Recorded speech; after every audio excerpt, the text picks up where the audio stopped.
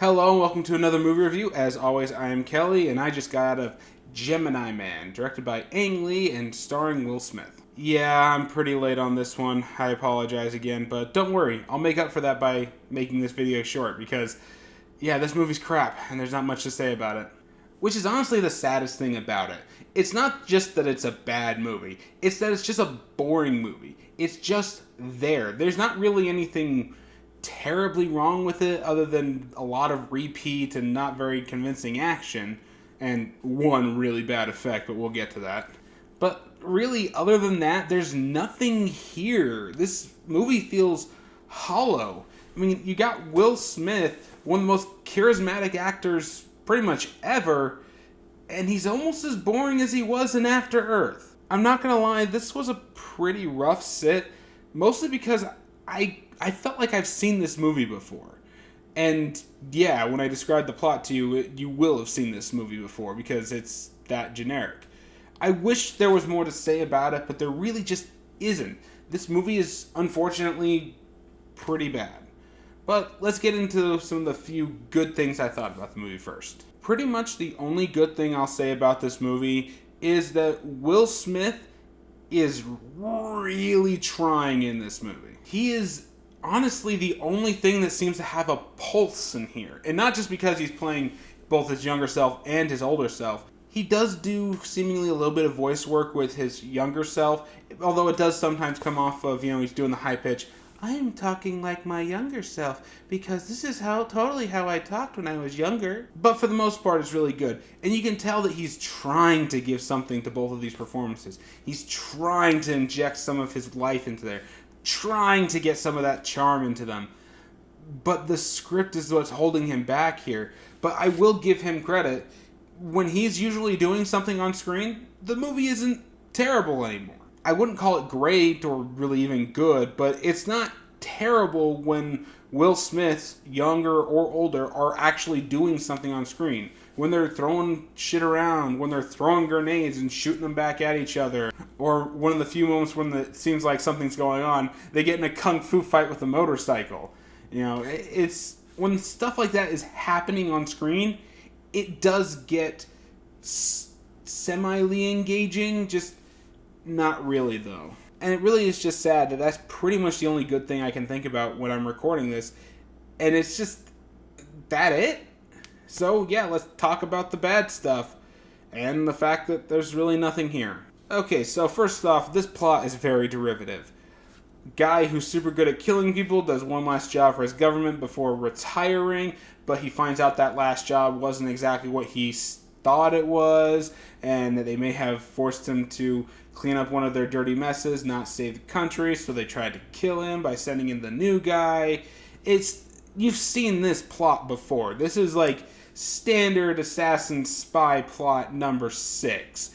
Everybody has done this one to death. So if you're going to do a generic plot, you got to give us some kind of hook, and I think the hook was originally supposed to be the fact that it's old versus young, nature versus nurture type thing, but they never do anything with it. Hell, they don't even do much with the tech.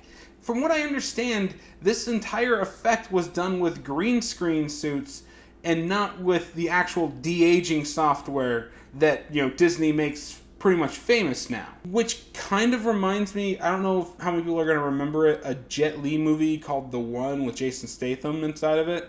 They did basically the same thing, but with stuntmen who looked like him, with green screen, face mask on, so that they could, digitally enhance it and have Jet Li fighting himself. And I think that's what they were going for inside of this movie, and some shots look fine, but most of them look like garbage. And there's a lot of nighttime shots so that you can cover up the textures, but even then they don't even do those right. Yeah, there are several fight scenes, one in particular in a crypt, that's just a fist fight, but they keep CGI enhancing young Will Smith to make him faster. Why? Just let the fucking actors fight! If there's one time that you don't do that, it's during a fist fight. You don't CGI enhance a fist fight unless it's for like one super shot or something like that. Everything else, just let the actors fight. We'll enjoy it, okay? But honestly, even if they didn't do that, the action would be pretty subpar or standard. The only time it feels like they actually have some kind of lifeblood in it is this one sequence inside of the Jamaicans or Caribbean. I can't remember which one it was. But, it's just, they're doing all these, little, back and forth. Young Will Smith is countering old Will Smith. Old Will Smith is countering young Will Smith. They're batting each other's grenades at each other. They're taking shots at each other. They're doing all this stuff. And it feels like there's actually a pulse here. And the point when I realized what was wrong with this action was near the end. You see part of it in the trailer when young Will Smith starts using his motorcycle to beat down old Will Smith. It's not just, he does the rev up and throws them. That's the end of that sequence. He does a bunch of other things where he's smacking him with the back wheel or trying to run him over or doing other stuff. There's probably a good minute and a half, 30 seconds inside of that that's not in the trailer. And if there was more action scenes like that where they just went full over the top with it, this movie would be really enjoyable. Unfortunately, it's pretty bog standard from here on out, which is why the action sucks. We get so much creative action from movies like John Wick these days, or anything that Edgar Wright seems to make. I mean, seriously, go watch Baby Driver if you haven't. It's amazing. But all of that is just so much better and so far over this, which is sad because this is Ang Lee, Crouching Tiger, Hidden Dragon Ang Lee. This is the guy who should know how to do action. However, I think that Ang Lee's problem in his recent years is that he's an artiste rather than an artist. Everything has to be revolutionary with this guy. Life of Pi was beautifully visually, but when you actually look at the story, I found it to be pretty bland and boring. He likes pushing the technological envelope, but doesn't seem to do the same with his stories anymore. It says a lot when The Hulk is a much better action movie than this was. Think about that. And again, the effects are garbage inside of this. There are many scenes where it's very convincing that, young Will Smith and old Will Smith are in the room together talking to each other. But there is one bad one at the end of this movie on a campus where you finally get to see young Will Smith in the light of day, and oh my god, does it look horrifying. Grand Moff Tarkin in Rogue One looks a hell of a lot better than this. Hell, I'd even say that this is on par with Tron Legacy with Jeff Bridges with the big old, stretchy mouth. Really, I just have to ask, what the hell happened with this movie? Honestly, the only other thing I'm going to bring up in the negatives inside of this movie is the fact that this movie does not treat you like you have any intelligence at all. Everything is beaten over your head in every conversation. They can't go a single scene without really seeming to pad out the movie with repetition. They have to repeat it. They have to say that he's your clone, he's your clone, he's your clone, in every single variant way possible.